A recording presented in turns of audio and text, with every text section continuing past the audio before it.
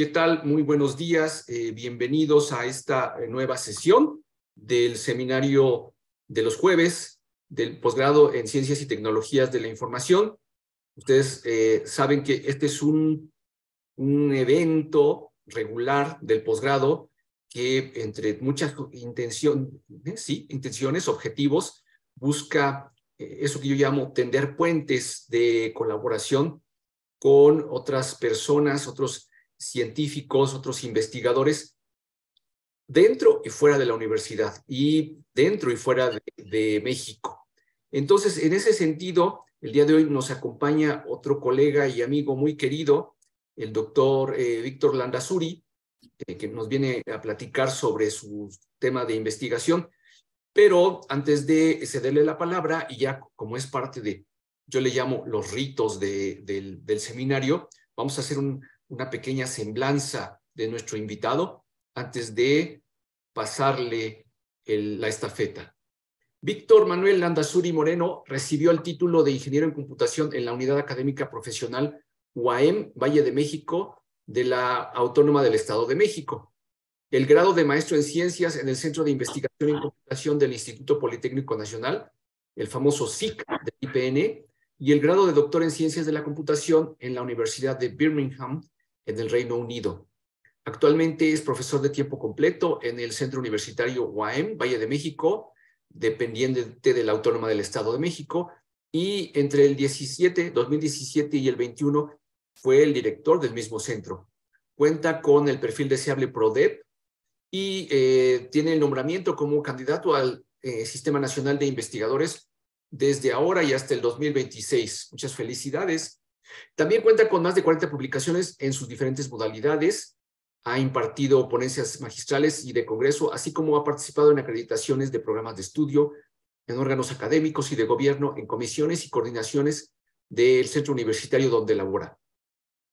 También es organizador de encuentros académicos científicos, colaboró en el diseño de un programa de doctorado en Ciencias de la Computación y en reestructuraciones de maestría y licenciatura.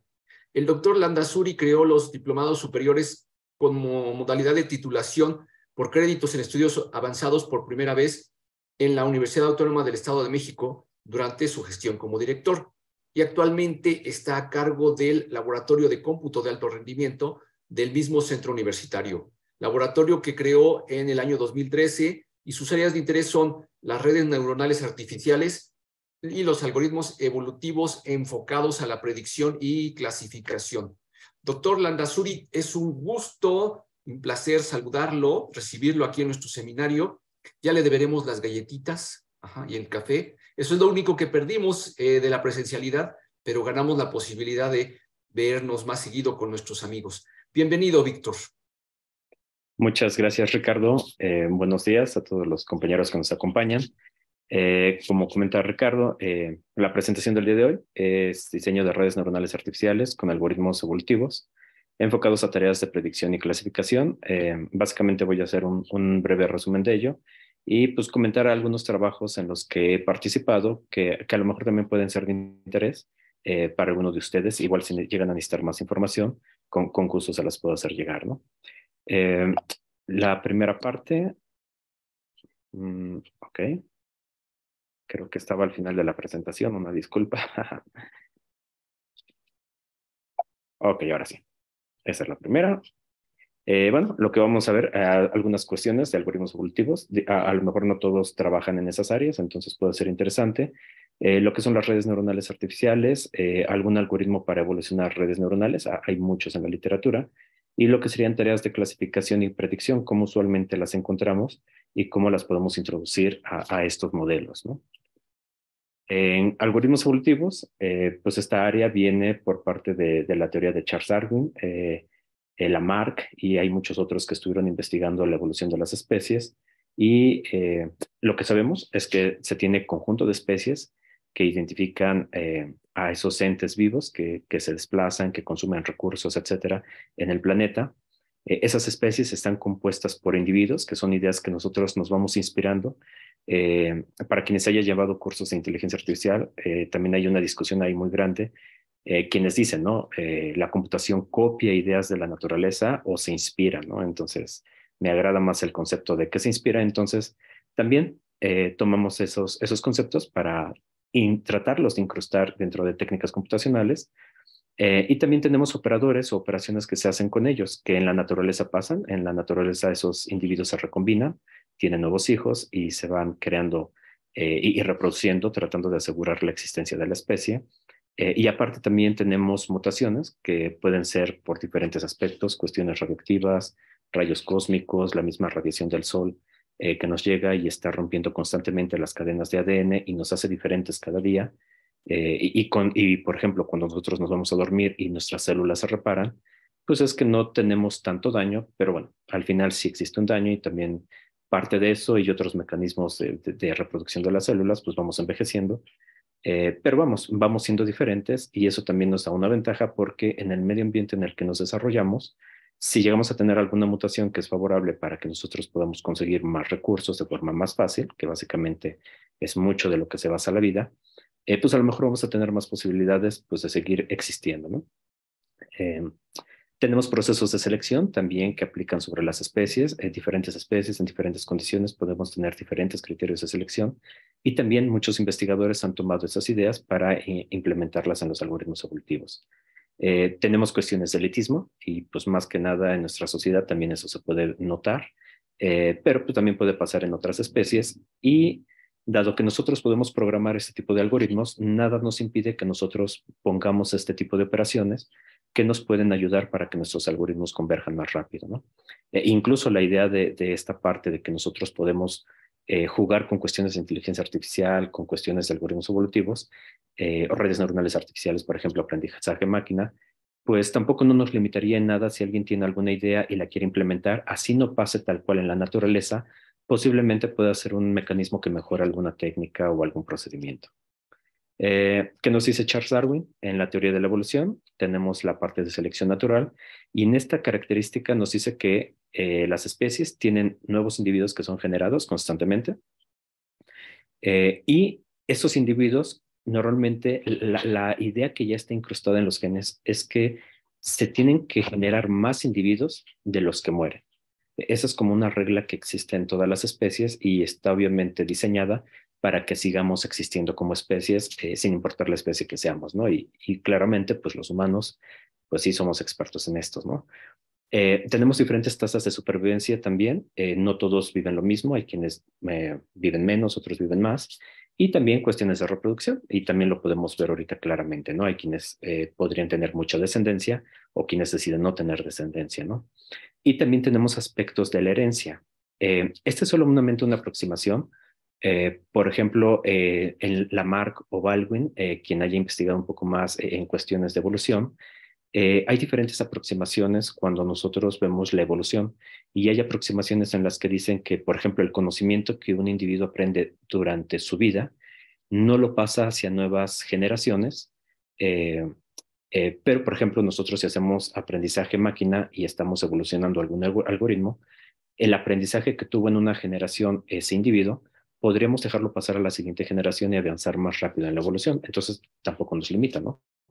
Pero para algunos otros problemas podríamos utilizar el otro enfoque en el que nos dice que ese conocimiento aprendido durante el tiempo de vida de un individuo no pasa a las siguientes generaciones.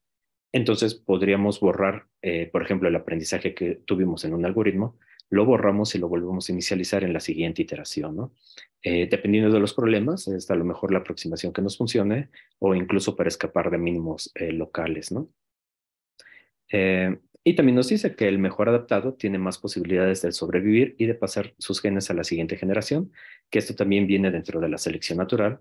Y pues básicamente el más fuerte es el que puede conseguir más recursos y es el que puede sobrevivir. Y si sobrevive, pues obviamente va a tener más posibilidades de pasar sus genes a las siguientes generaciones, ¿no? Si lo vemos desde un aspecto muy primitivo, esas reglas venían siendo válidas. Y si lo vemos ahorita, pues a lo mejor también siguen siendo válidas, ¿no? Y tal vez no implica tanto la fuerza, sino tal vez el conocimiento, ¿no? En fin, todas estas ideas que nosotros tenemos ahorita las podemos incrustar en los algoritmos y empezar a diseñarlos para resolver problemas que usualmente les llamamos que son no polinomiales, que seguramente ustedes ya han de haber escuchado, y que no podemos generar un polinomio que nos pueda resolver ese problema y si no lo podemos generar el polinomio, que podamos decir, bueno, voy a tardar tantos ciclos, si ese polinomio lo pongo en un procesador, implica que yo voy a tener, por ejemplo, 5 minutos para correr, y si yo le aumento las combinaciones 10 veces, pues si fuera una complejidad lineal, pues aumentaría pues en 10 veces en tiempo, y yo sabría cuánto tiempo se tarda, ¿no? Los problemas que normalmente tenemos en la vida real son no polinomiales, y también tenemos más categorías, los NP completos, los NP completos duros, etcétera, ¿no? Y en esas categorías tenemos una gran variedad de algoritmos evolutivos que ya se han desarrollado, que por ejemplo en esta gráfica que me encontré en Internet, los caracterizan, creo que bastante interesante, porque los agrupan de diferentes aspectos, ¿no? Por ejemplo, los algoritmos que tienen una población de individuos, es el recuadro aquí morado que tenemos. Dentro de ellos tenemos los algoritmos evolutivos, que es, por ejemplo, el algoritmo genético. Genetic Programming, que por ejemplo normalmente trabaja para evolucionar programas, o si ustedes quieren diseñar ecuaciones, también nos pueden ser muy útiles. Por ejemplo, recuerdo en algún congreso que fui del GECO, Genetic and Evolutionary Computation, que es uno de los congresos más importantes en cómputo evolutivo. Si alguien está trabajando en esta área, hay dos, el de ACM, que es el GECO, o el de la IEEE, el CS. Para mí, creo yo, el GECO ha sido tal vez de los más fuertes, pero bueno, el CS también compite bastante fuerte.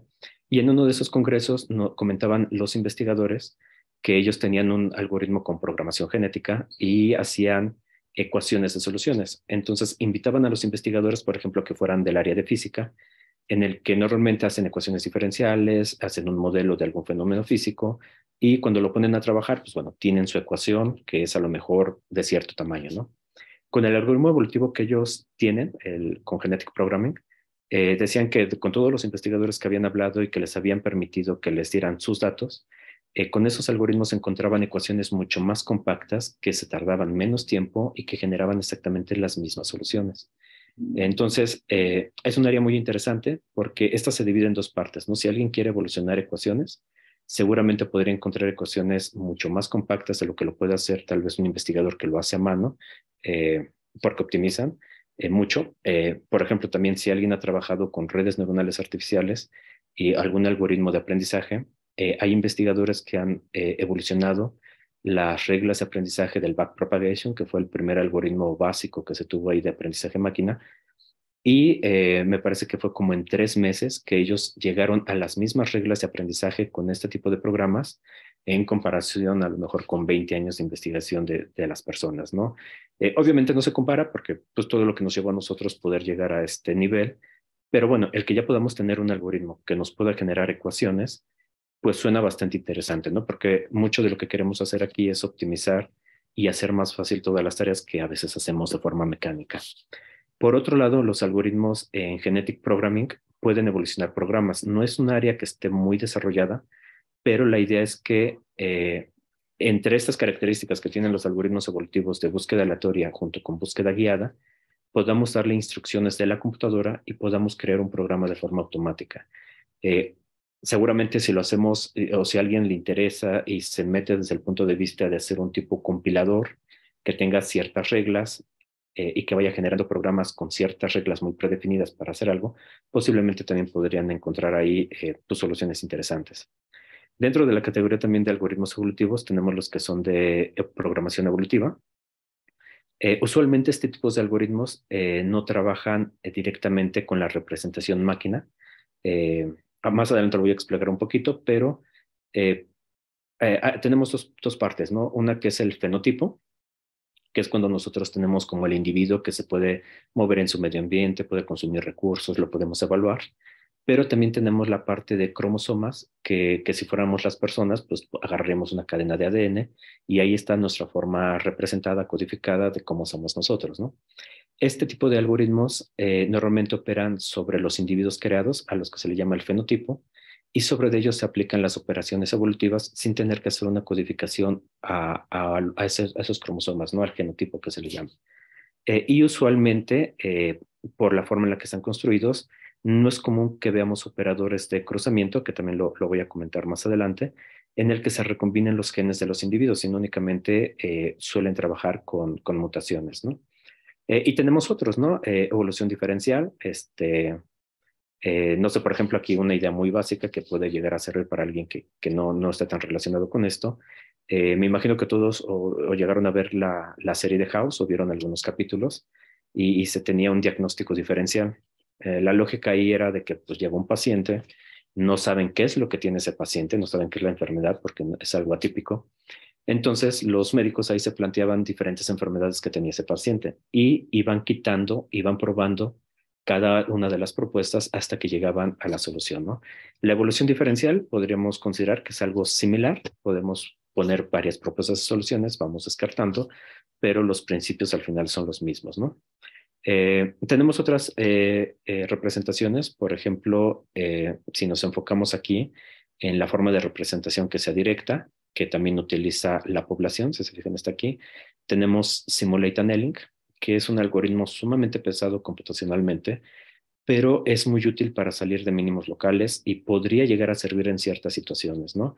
Eh, por ejemplo, este método, que si lo traducimos al español se llamaría recocido simulado, es un algoritmo que se inspiró en la metalurgia, en el cual cuando nosotros calentamos los metales al rojo vivo, las moléculas de esos metales, los átomos que tienen, pues están moviéndose muy fuertemente, ¿no?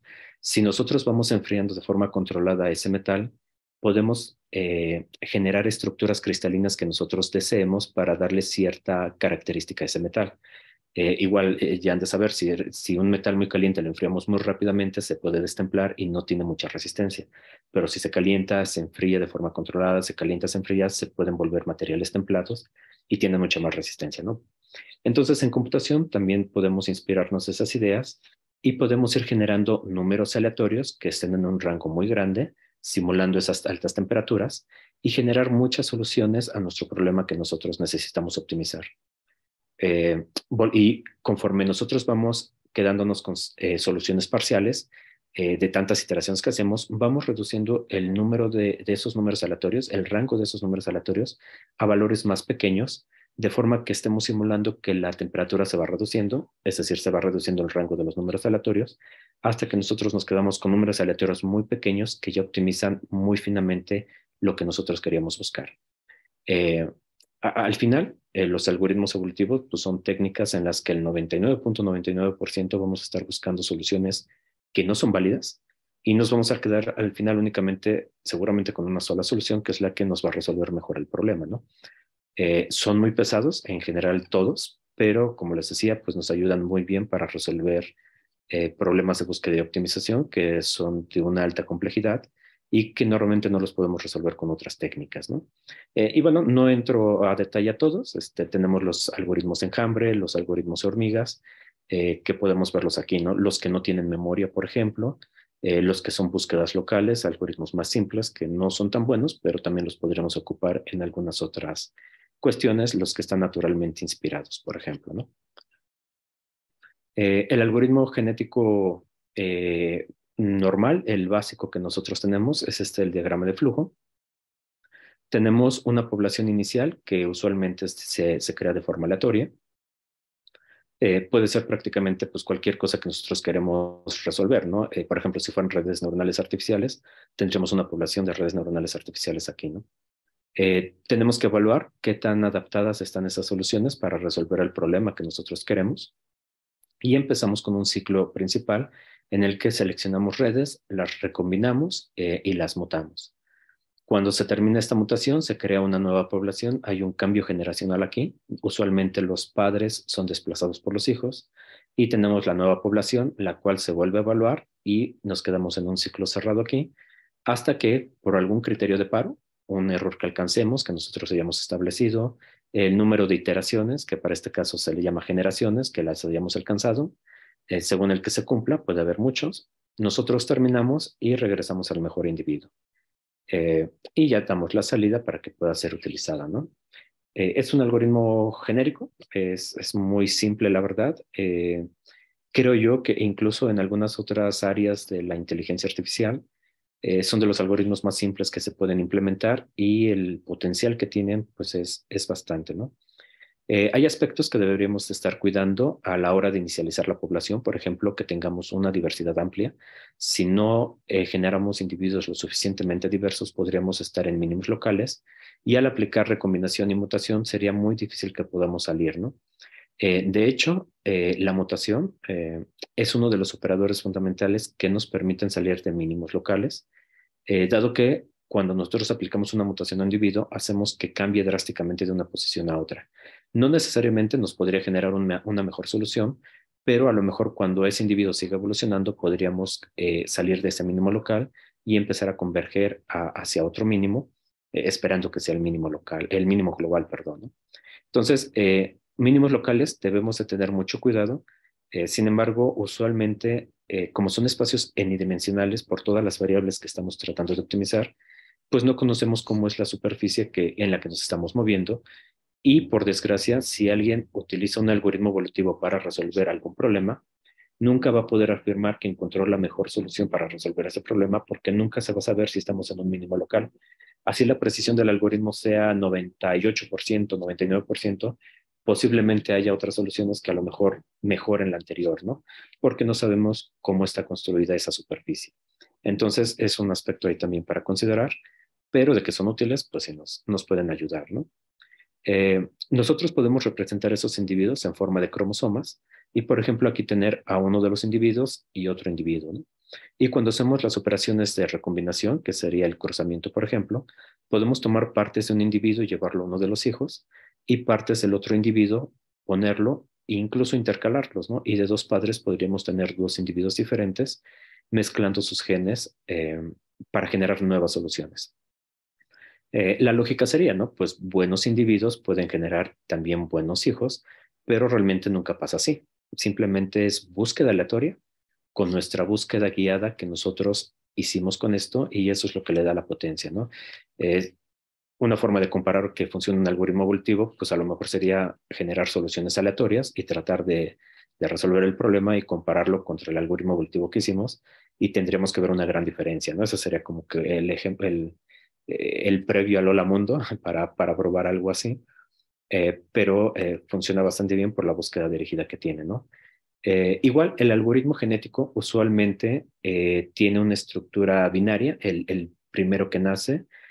Sin embargo, tampoco nada nos limita a que nosotros tengamos, por ejemplo, aquí letras, podremos tener A, B, C, D, etcétera, o podremos tener números reales o números enteros que quisiéramos optimizar y podemos acomodarlos en bloques también, ¿no? Por ejemplo, un bloque podríamos determinar que es cuántas patas tiene el individuo, el otro serían los grados de holgura que tiene cada uno de las articulaciones, la fuerza con la que los puede mover, etcétera, y podríamos estar evolucionando a lo mejor individuos que se muevan en un espacio tridimensional, ¿no?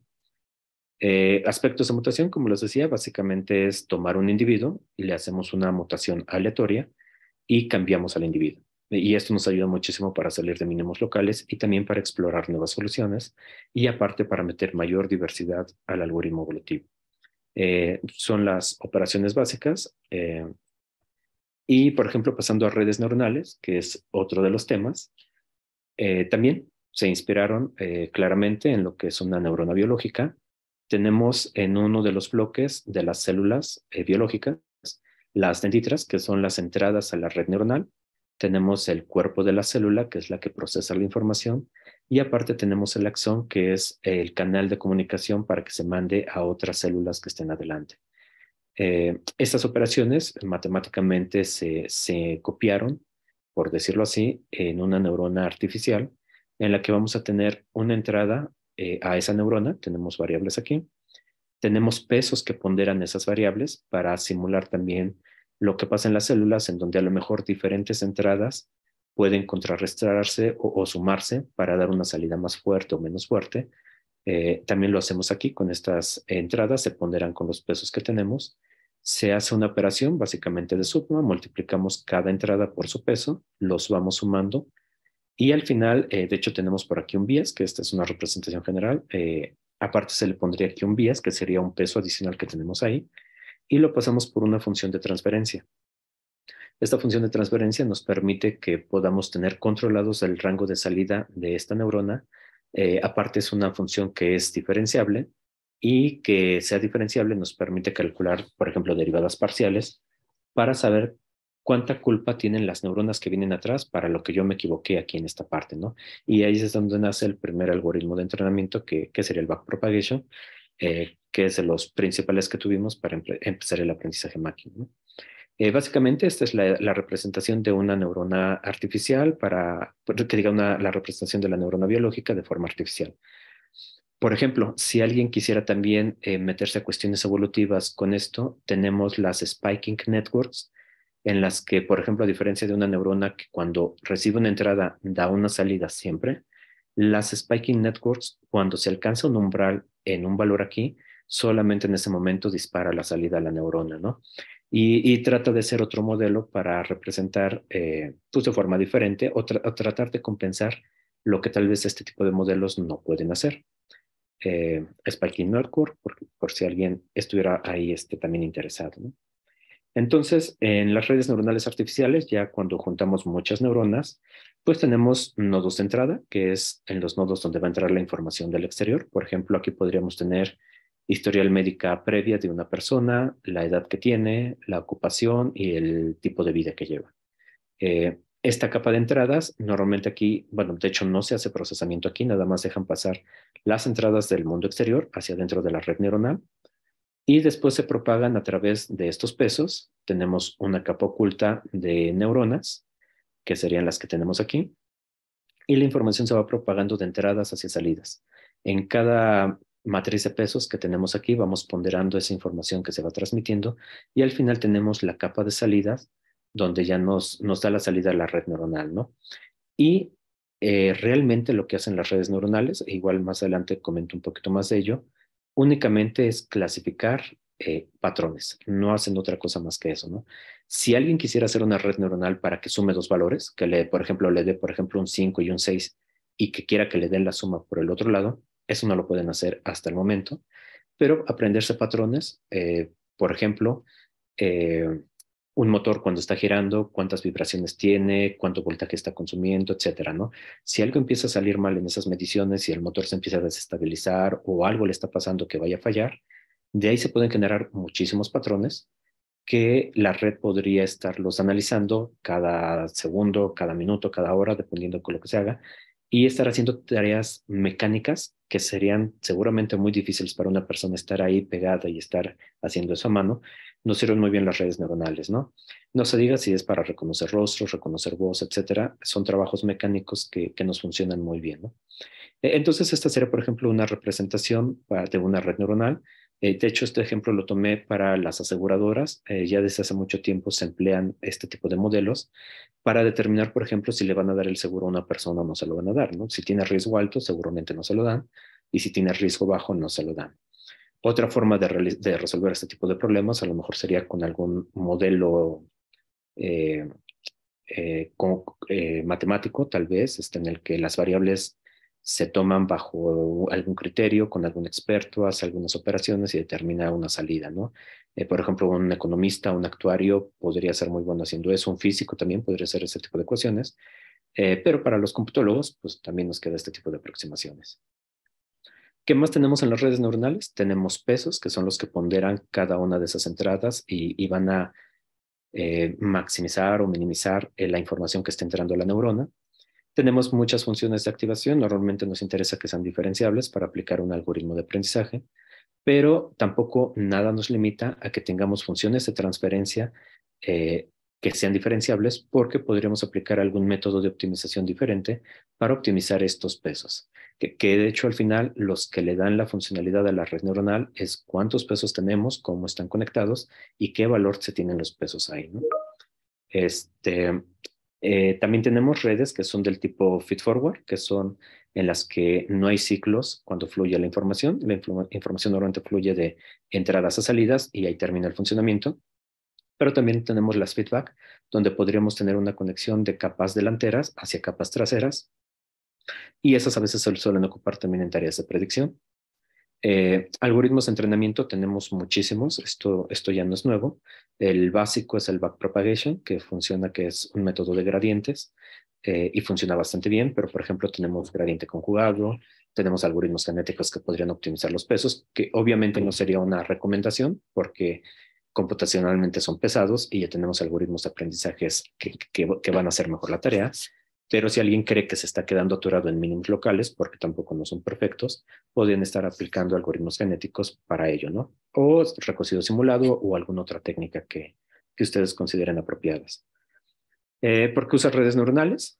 Pueden aproximar en teoría cualquier función que nosotros queramos. Obviamente tienen un error asociado y eso va a depender de los patrones de conectividad, cuántas neuronas y del algoritmo de aprendizaje que nosotros tengamos para esa red, ¿no? Aparte, una de sus características es que son muy buenas generalizando. Lo que implica es que yo no le tengo que dar todo el exhaustivo de patrones a estas redes neuronales para que se los aprendan y puedan funcionar correctamente, sino simplemente con darle un conjunto de datos representativo podría ser más que suficiente para que ellas resuelvan la tarea que necesitan. ¿Cuál es el problema que tenemos con las redes neuronales? ¿Cuál es el patrón de conectividad? ¿Cuántas neuronas tenemos aquí? Y cómo se ajustan esos pesos. Y al final es un problema, si lo vemos desde el punto de vista de grafos y de conectividad, pues es un problema NP completo, porque tampoco no sabemos cuántas neuronas necesitamos aquí ocultas o cuántas capas necesitamos también que estén una tras de otra para que nos resuelvan cierto problema. Mucho del trabajo es experimental, es empírico, y pues ahí es donde entran muy bien los algoritmos evolutivos, que es la otra área que les comento aquí, ¿no? Para este caso, en este diagrama aquí podemos ver que tenemos 3 etapas generales en la que podemos evolucionar algo de una red neuronal. Una parte sería su arquitectura, cuántos nodos tiene y cómo están conectados entre ellos. Otra podría ser las reglas de aprendizaje, si es que nosotros no queremos utilizar alguna regla en específico. Y la otra podría ser los pesos que tienen esas redes neuronales, ¿no? Hay trabajos que nada más se enfocan, por ejemplo, en la arquitectura, que es uno de los que les voy a presentar más adelante. Pero podría haber trabajos que también encontremos que utilizan los 3 o que nada más se enfocan en los pesos, ¿no? Por ejemplo, este es un algoritmo que se llama Evolutionary Programming EPNET. No tiene un cromosoma como tal, trabaja al nivel del fenotipo, digámoslo así, de la red neuronal construida como tal. Y este es su algoritmo general, ¿no? Inicializa aleatoriamente las redes neuronales. Tiene un entrenamiento parcial. Obviamente no se necesita aquí hacer un entrenamiento total porque las redes van a estar cambiando y van a estar mutando. Entonces no tiene caso entrenarlas completamente y gastar recursos aquí. Entonces, con un pequeño entrenamiento que tengan y ajustar un poco los pesos, podemos medir su adaptabilidad y empezar a seleccionarlas, ¿no? Tenemos un criterio de selección, tenemos mutaciones, se obtiene la nueva generación y si ya terminamos, pues nos vamos a un entrenamiento adelante y si no, nos quedamos en este ciclo. Y en mutaciones, pues tenemos muchas cosas que podemos mutar para una red neuronal en específico, ¿no? Una primera mutación se le llama entrenamiento híbrido, que es una combinación entre backpropagation y simulate annealing para este caso. Y primero se entrena con el backpropagation. Si el error se reduce significativamente, ahí se detiene el entrenamiento, terminamos la mutación y nos vamos y repetimos el ciclo. Si el entrenamiento híbrido no es suficiente, que no se reduzca el error significativamente de la iteración anterior hacia la nueva, aplicamos el algoritmo de simulate annealing para tratar de reducir todavía más el error que está teniendo esa red neuronal. Si eso tampoco no funciona, nos vamos a las arquitecturas, a la modificación, perdón, de la arquitectura de la red neuronal. Entonces, si termina y es exitoso, pues nos vamos al final y ya continuamos con la siguiente operación. Pero si no, empezamos a borrar nodos y volvemos a entrenar parcialmente la red y la evaluamos. Si el error se reduce significativamente, terminamos y nos vamos y continuamos a la siguiente iteración. Pero si no, tenemos que seguir haciendo operaciones con esa red y otra operación sería borrar conexiones. De hecho, esta organización que tiene es de cierta forma muy inteligente porque primero borra grandes componentes, porque al borrar un nodo, borra muchas conexiones que entran a ese nodo y que salen hacia nodos adelanteros. Pero si eso no funciona, nos vamos con mutaciones que son más pequeñas, menos invasivas a la red, que van a perturbar menos la información que ya está cargando esa red neuronal. Entonces solamente borramos algunas conexiones y si es exitoso otra vez, nos vamos al final. Si no, empezamos a borrar, por ejemplo, las entradas de la red neuronal. De hecho, este algoritmo, esta parte de aquí, al borrar entradas, retardos, en este caso aplicaría para predicción. De hecho, también para clasificación puede aplicar. Lo que nos permite hacer es que nosotros podamos reducir la dimensionalidad del espacio de entrada, que también para alguien que haya investigado algún área de eso, tenemos muchos algoritmos para determinar qué información es relevante para el problema que nosotros necesitamos. No es lo mismo meter 10 entradas a una red neuronal, pero realmente que 5 sean útiles y las otras 5 nos estén haciendo ruido.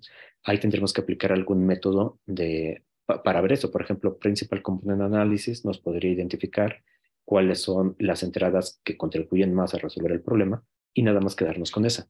Si no lo hacemos con un algoritmo matemático o algún otro tipo de técnica, lo podemos también hacer con algoritmos evolutivos y dejar que las entradas en la red neuronal vayan variando para que encuentre la configuración que le sea más adecuada de acuerdo a los pesos, a las conexiones y al entrenamiento que tiene la red, ¿no?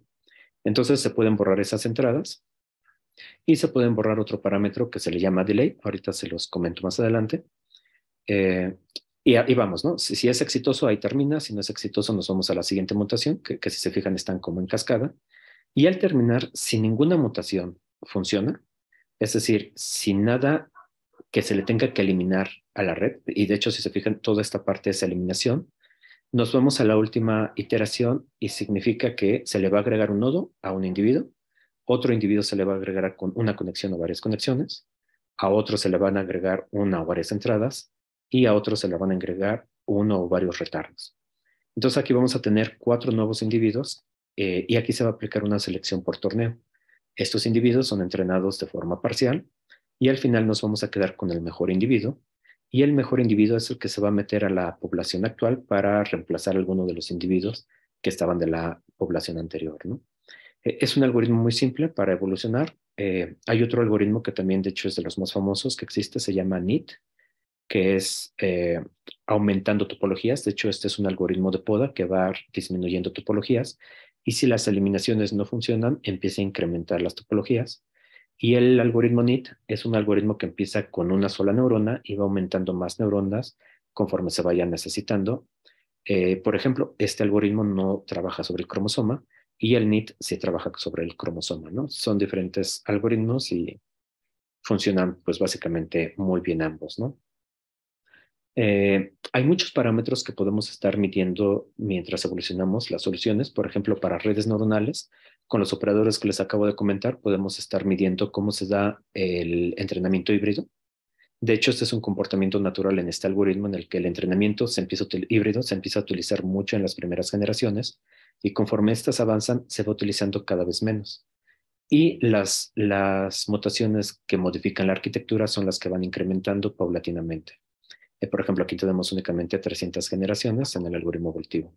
Eliminación de nodos, por ejemplo, aquí vemos que se eliminaron muchos nodos y de hecho es la que dominó al final. Entonces aquí podremos pensar que pues iniciamos una red o la población inicial inició con muchos nodos ocultos y fue bueno estarlos eliminando y sabemos que fue bueno porque si fue exitoso pues se aplica esa mutación. Conexión borrar conexiones, borrar nodos y agregar conexiones, ¿no? Por ejemplo, aquí son unas, podemos estar midiendo muchos más.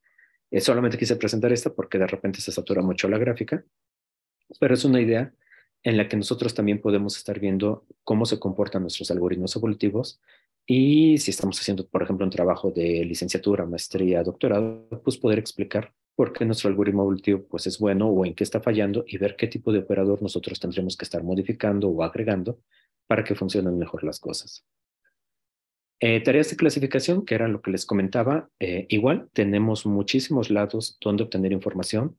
De hecho, ustedes son del área de computación igual que yo y uno de los grandes problemas que a veces tenemos es que nos cuesta trabajo obtener información, ¿no?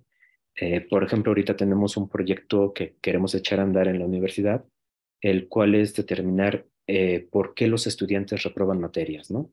Entonces, entre que levantamos encuestas con los alumnos, bajamos las trayectorias académicas del sistema de control escolar, acomodamos los datos para meterlos a los algoritmos, es una tarea sumamente complicada y luego las autoridades pues, nos cuestionan, ¿no? Oye, ¿por qué quieres todas las trayectorias de los alumnos? ¿No? Esa es información personal que ellos generan, no cualquiera la debería tener, me vas a firmar una carta para que no la vayas a difundir con cualquiera, etcétera, etcétera, ¿no? Entonces, muchas veces lo que hacemos pues, es bajar bases de datos que ya están en Internet, que están probadas. Y por ejemplo, UCI, Machine Learning Repository, en esta página podemos encontrar publicaciones y conjuntos de datos que ya han sido probados anteriormente. Podemos probar nuestras técnicas y mostrar algún rendimiento que esperaríamos que fuera mejor que los artículos anteriores, ¿no? Hay muchas páginas, hay otra que se llama Papers with Code, no sé si ustedes la han visto, pero esa página también está interesante porque dan los artículos y dan el código, ¿no? Entonces a alguien le podría ayudar porque si se ha trabado en alguna técnica podría servirle, ¿no? Entonces, esta es una de ellas, podemos encontrar muchísimos conjuntos y les voy a poner aquí únicamente el más simple, en el que explicamos normalmente en las clases de aprendizaje máquina cómo es que funciona el algoritmo backpropagation. Y es con la compuerta XOR, el problema XOR, donde tenemos nuestra tabla de verdad.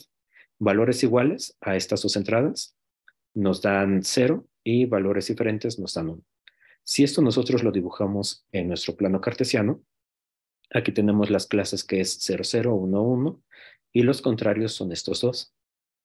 Cuando empezaron las redes neuronales, esta parte era la que no se podía pasar. Cuando tenemos solamente una neurona, podemos dibujar una línea recta en este plano, que de hecho es la función que hace la neurona, pero no podíamos dibujar dos neuronas. Entonces ahí es cuando entra este Marvin Minsky con su comentario famoso que comentaba que, pues sí, obviamente las redes neuronales pues, parecían prometedoras, pero no tenían la capacidad de resolver un problema tan simple como este. Se para por ahí la investigación unos cuantos años, luego se retoma y se tiene el algoritmo backpropagation y se descubre que pues con dos neuronas podemos resolver este tipo de problemas, ¿no? ¿Cuál es la lógica de esto? Nosotros tenemos estos patrones que los podemos poner en un plano y si podemos una línea aquí y otra línea acá, podemos separar y decir todo lo que hay de estas líneas hacia afuera es una clase y todo lo que está entre las líneas es otra clase. Y estamos haciendo una separación de clases, estamos clasificando. Este es el principio básico por el que funcionan las redes neuronales y para cualquier aplicación que ustedes vean más adelante o que vean redes profundas que estén trabajando, básicamente esto es lo que están haciendo dentro de ellas, ¿no? Cuando multiplican las entradas por los pesos, las transfieren adelante, están haciendo básicamente esto. Cuando hablamos de generalización, si me llega aquí otra clase que es estrella y cae de este lado, pero yo esa clase o ese patrón que diga, perdón, no lo metí en el conjunto de entrenamiento y me lo resuelve correctamente, en ese momento estoy diciendo que tenemos una generalización porque yo no necesité todos los patrones posibles y por haber para poder entrenar esa red neuronal. Entonces, eso determina que también yo dibujo estas líneas en ese plano para poder separar estas clases. Si lo hago muy angosto y después me llega una clase círculo y el círculo está por acá, pues obviamente no me va a funcionar y me va a dar una clasificación incorrecta, pero pues al final este es el problema, ¿no? Si alguien trabaja con máquinas de soporte vectorial, de hecho, esas son especialistas, esas técnicas, en optimizar esta distancia entre los hiperplanos para que funcione de mejor forma las tareas, ¿no? Pero el principio básico es igual que este, ¿no? Por ejemplo, aquí tenemos únicamente dos entradas, entrada 1, entrada 2, con una salida. Pero para otros problemas podríamos tener 21 entradas, 3 salidas, 80 entradas, 40 salidas, etcétera. Y pues obviamente estos hiperplanos ya no los podemos dibujar, ya son n-dimensionales, pero el principio es exactamente el mismo. Y esa es otra de las desventajas que podemos comentar de las redes neuronales, porque siempre se les ha dicho que son cajas negras que realmente no sabemos qué es lo que está pasando internamente en ellas. Sabemos el principio básico y por qué funcionan y las técnicas para que funcionen, pero ya detalle fino qué está pasando en cada una de ellas es la parte que desconocemos.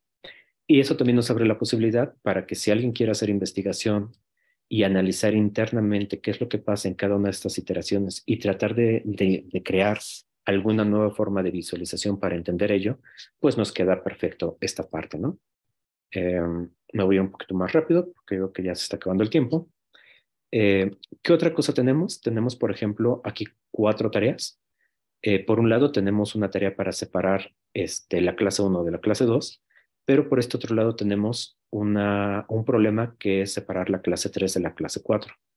Técnicas convencionales normalmente dirían, bueno, yo meto una red neuronal y resuelvo este problema y no hay ninguna dificultad, ¿no?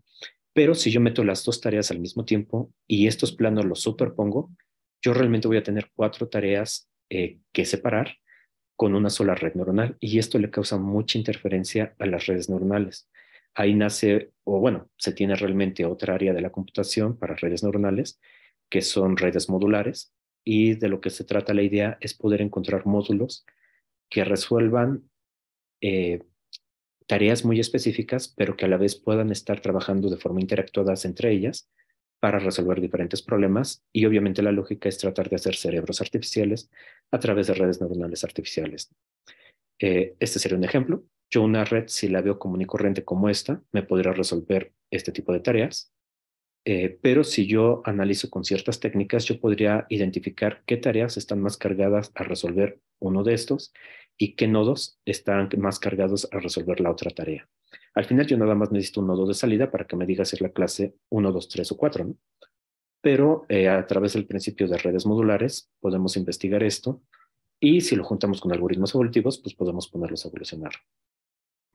Un problema clásico en esta parte es el what and where, en el que nosotros tenemos diferentes figuras que se dibujan en un plano de 5 por 5 y la tarea que tienen las redes neuronales es decir qué figura es la que tenemos y aparte en qué posición la tenemos. Entonces tienen que dar dos salidas al mismo tiempo eh, y son problemas que nos podrían, digamos que, funcionar para hacer un hola mundo de una red neuronal y poder empezar a trabajar con ellas. Obviamente esto cuando lo llevamos al deep learning, a las redes profundas, pues ya tenemos redes convolucionales que son redes grandísimas, que tienen muchas capas, muchos nodos y que hacen la separación de objetos, de cuál es el objeto y dónde está el objeto de forma automática. Pero si alguien quisiera empezar con esto y no quisiera, por ejemplo, utilizar librerías que hay como de MATLAB, de Python, para empezar a utilizar redes profundas y lo quieren hacer a mano porque quieran probar nuevos algoritmos, a lo mejor este es el camino para que ustedes empiecen a practicar y queda perfecta la aproximación, ¿no? Para redes modulares y estudiando la interferencia que puede haber entre las dos tareas y ver qué es lo que va pasando en la red neuronal, ¿no? Si nos enfocamos en problemas de predicción, les comentaba que lo que hacen siempre las redes neuronales es clasificación. Y para este caso también es clasificación. La única forma es la interpretación que les damos a las señales. Este es un problema en el que yo me trabé varios meses en la maestría hasta que un compañero me pudo dar la respuesta porque uno lee y lee artículos y de repente no se da cuenta cómo meter una serie de tiempo a una red neuronal. Pero si alguien llega a tener este problema o alguien más adelante conoce a alguien que le sirva esto, se lo puede compartir porque nosotros tenemos una serie de tiempo. Esta serie de tiempo tenemos valores en cada una de las mediciones que hicimos y esos valores los vamos a conectar a la red neuronal. Por ejemplo, yo aquí tengo 6 entradas, 6 nodos ocultos y una salida. Este fue un artículo que trabajamos para el consumo eléctrico, predicción de consumo eléctrico. Entonces, esta entrada va conectada a esta neurona de entrada, el siguiente valor que diga va conectado a la siguiente neurona y así sucesivamente. Tengo 2, 4, 6 entradas. Estas van a ser las entradas de la red y el siguiente valor inmediato va a ser la salida. Obviamente aquí también hay mucha diferencia y es lo que les comentaba el retardo también y el lapso de predicción. Si alguien dice yo no quiero predecir el siguiente valor, sino yo quiero predecir 10 valores adelante, pues aquí no toman el inmediato siguiente, sino toman 10 valores adelante y ahí van a conectar esa salida a la red neuronal. Este tipo de redes neuronales que les comento es entrenamiento supervisado, en el cual nosotros damos las entradas al modelo y en la salida le damos también qué salida es, para que cuando ella dispare la salida final, nosotros la podamos comparar contra la deseada y podamos actualizar los pesos que vienen en las capas anteriores para que la siguiente vez que volvamos a presentar este patrón, la red neuronal pues lo resuelva de mejor forma, ¿no? Entonces, a esta técnica se le llama la técnica del peine deslizante, en el que tenemos una serie de tiempo, tomamos los primeros, por ejemplo, aquí si fueran 4 entradas, tomo las primeras 4 entradas, el siguiente valor va a ser la salida, ya tengo un patrón etiquetado que me funciona muy bien para entrenamiento supervisado, y muevo este peine una sola posición. En la siguiente posición tengo la siguiente entrada, de hecho, el valor anterior que iba a ser la predicción, ahora va a ser una entrada, y el siguiente valor es la siguiente predicción. Y lo hago hasta que se me acaben los datos de mi serie de tiempo. Ese entrenamiento supervisado yo tengo que tener ahorita una forma para validarlo. Pero bueno, esta sería la representación. 4 entradas se conectan a la red neuronal. Mi salida va al final para poder hacer esa actualización. Puedo estar jugando con esas entradas, como les decía. Puedo quitar una o activarla para también investigar o reducir el espacio de entradas. Y aparte, al final, yo necesito cortar mis datos para poder validar mi modelo. Entonces, yo exactamente en el último patrón voy a tener un patrón de entrada y voy a tener todos los datos que yo deseo predecir. Por ejemplo, a lo mejor podrían ser 50 valores que yo quiero probar mis técnicas, o 1000 valores, o un año, o un mes, ¿no? Ese valor se va a meter a la red neuronal y nos va a generar la primera predicción. Luego esa predicción se toma como valor de entrada, entonces ya tenemos otra vez 4 valores y nos genera la siguiente predicción. Los valores negros realmente eran los valores muestreados, los valores rojos son los que acabamos de predecir y los vamos concatenando y nos vamos recorriendo. Va a llegar un momento en el que ya tengamos predicciones que acabamos de realizar para seguir haciendo predicciones. Y vamos a tener nuestro modelo, nuestra predicción de nuestra serie de tiempo. Estos valores de entrada, de hecho, de cierta forma, si lo vemos como el problema de XOR, tenemos entradas, etiqueta valor de entrada 1, valor de entrada 2, etcétera, y nuestra etiqueta de salida. Sigue conservando el mismo principio de los problemas de clasificación, pero la representación que le damos ahora es de predicción. Ese es el único truco que realmente se hace ahí. Ya que tenemos la predicción, nosotros podemos tomar los valores reales que teníamos ahí y los podemos juntar para ver pues, cuál era mejor, ¿no? Y los podemos superponer, podemos calcular errores, etcétera. Y de esta forma podríamos estar haciendo las predicciones, ¿no? Realmente esto es todo, era lo que les quería presentar. Tenemos muchos temas de investigación ahorita en el centro universitario donde yo me encuentro. Por ejemplo, estamos investigando con redes neuronales la parte de aprendizaje incremental. ¿Qué pasa si yo tengo datos de 10 años? Pero ahorita yo empiezo a echar mi modelo a andar y ya pasa un año más y yo ya tengo un año más acumulado. En un modelo convencional yo tendría que agarrar esos 11 años, volverlos a meter a la red neuronal, volverla a entrenar para que esté ajustada al día y me pueda seguir haciendo predicciones correctas. Y lo mismo aplica para problemas de clasificación, ¿no? Yo ya tomé el rostro de 1000 alumnos, pero ahora llegaron otros 200, tengo que incrementarlos y meterlos a esa base de conocimientos que tiene la red neuronal. Entonces, ¿cómo lo hago? Vuelvo a junto esos 200 rostros más y vuelvo a entrenar toda la red. Es lo que normalmente se hace, pero en aprendizaje incremental lo que se trata de imitar un poco es cómo funciona el cerebro humano y es tratar de ver aspectos de memoria a corto plazo, a largo plazo. Duplicamos por aquí estas matrices de pesos y hacemos que unas aprendan rápidamente, otras aprendan lentamente. El punto es que cuando lleguen 200 rostros nuevos, nosotros nada más metemos esos 200 rostros nuevos y el aprendizaje que tuvo de los 1000 rostros anteriores no se olvida tanto, se puede incrustar la nueva información y el modelo sigue funcionando bien, ¿no? Es ahorita, por ejemplo, una de las áreas que estamos investigando por ahí. Con otros tesistas que tenemos, estamos evolucionando horarios de instituciones. Por ejemplo, qué profesor da qué materia, en qué horario, etcétera, ¿no? Y ahí es un problema multiobjetivo, son bastante interesantes para trabajar. Y si alguien ha estado interesado en evolucionar horarios, por ejemplo, de trenes, de clases, de aviones, normalmente lo que encuentran en la literatura es que no hay mucha información, ¿no? Y, por ejemplo, en los artículos que hemos buscado, nadie muestra el comportamiento del algoritmo evolutivo de cómo va evolucionando y cómo van mejorando las soluciones. Entonces, por ahí también estamos explorando y esperemos sacar algunas publicaciones más adelante para mostrar esos rendimientos, ¿no? También les comentaba, no tanto con aprendizaje máquinas, sino estamos utilizando otras técnicas de clasificación, árboles de decisión, etcétera, para las trayectorias de los estudiantes, ¿no? La idea es identificar, por ejemplo, por qué un alumno está reprobando matemáticas, ¿no?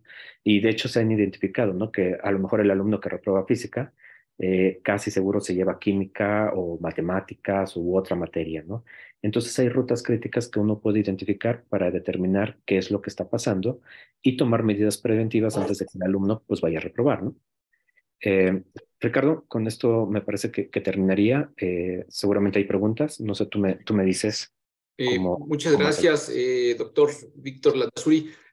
No sé si haya preguntas de nuestro público. Entre tanto, se animan, ya saben que pueden hacerlo a través del chat o a través del micrófono. Yo te quería preguntar, Víctor, cuando tú utilizas este tipo de herramientas, ya tenemos por ahí la manita del doctor Abel García, y mejor le damos el lugar, le cedemos. Abel, gusto en saludarte desde la Huancajalpa. Adelante, por favor.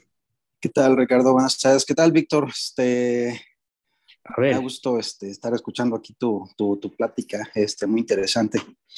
Oye, yo tengo dos preguntas. La primera, a lo mejor me perdí un poquito. Hablabas, pusiste un slide ahí donde había 3 niveles de aplicación de los algoritmos estos evolutivos para las redes neuronales, ¿no? O sea, el externo, ese es de la arquitectura. Ahí,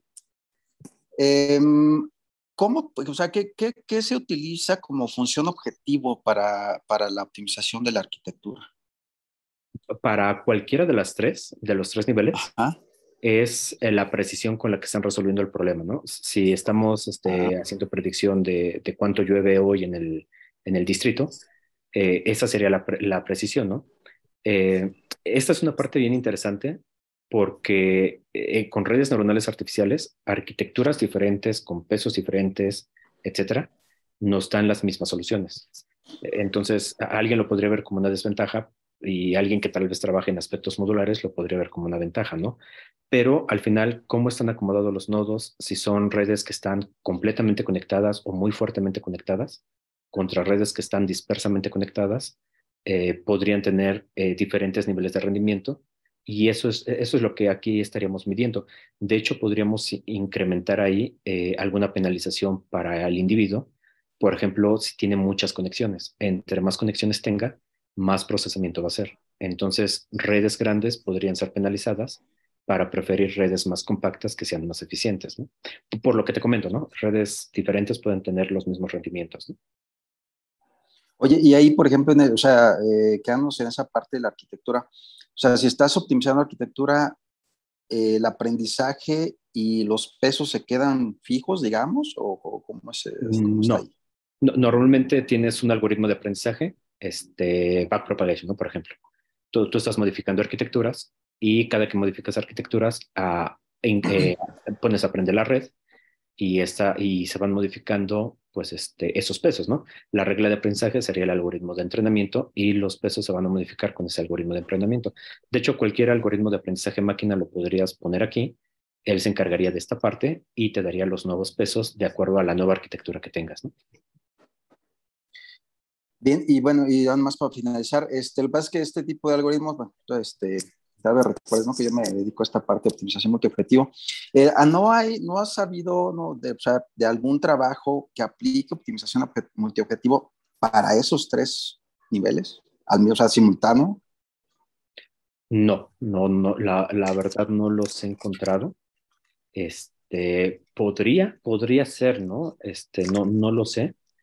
Eh, y tal vez no lo vería tanto como un evolutivo, ¿no? Solamente porque evolucionar los pesos de una red neuronal, eh, por ejemplo, ¿no? Esta de aquí, es muy pesado, ¿no? Los algoritmos de aprendizaje lo hacen muchísimo más rápido porque el evolutivo va a prueba y error entre su búsqueda aleatoria guiada y los algoritmos de aprendizaje van con un algoritmo matemático, por ejemplo, si fuera el backpropagation, es de gradiente descendiente y muy rápidamente optimizas los pesos en comparación que si aplicas un algoritmo evolutivo.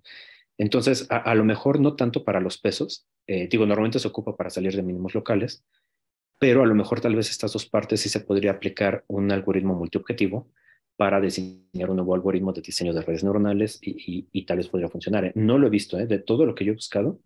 Y bueno, y también te soy sincero, ¿eh? No he buscado multiobjetivo para evolución de redes. Capaz que hay algo por ahí, ¿no? Pero si no, podría ser una línea interesante ahí para explorar. Muy bien, pues ahí te busco, ¿no? Para platicar a veces. Órale. Qué Bueno, gusto mucho verte, Abel, gusto, otra vez. Víctor. Gracias, Ricardo. Gracias a ti, Abel, gusto en saludarte también. Yo creo que ya te vamos a hacer llegar una invitación también a ti, Abel. Entonces, vete preparando. Bueno, pues, ok. Pues no Un hubo gusto. más preguntas de nuestro público y estamos llegando al tiempo límite. Entonces, queremos agradecer la presencia de el doctor Landazuri, pues ya ves, Víctor, que por acá estamos también desarrollando e investigando temas que también implican algunos puntos en común con tu trabajo.